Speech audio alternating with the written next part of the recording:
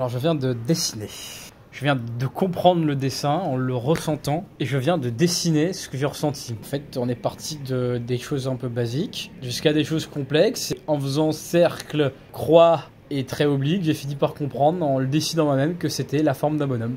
Ça a pris longtemps parce qu'au départ, je croyais que les traits remontaient vu que la caméra descendait, vu qu'on balayait le dessin de haut en bas.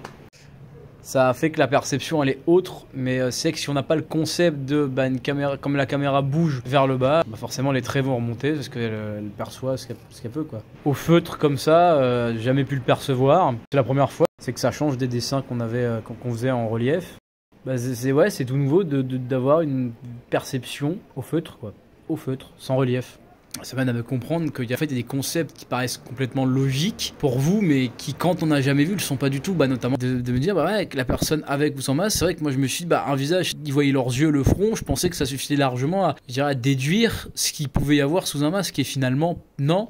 Le visage est un ensemble, et c'est vrai que la vue, voilà, quand on parle d'une vue d'ensemble, ça me parle plus maintenant, je comprends mieux. C'est complètement logique, hein. Effectivement, on peut pas reconnaître quelqu'un si on voit qu'une petite partie de lui.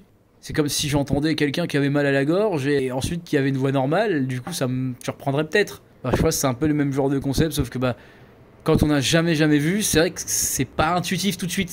Le fait de le dire maintenant, ça me paraît complètement logique.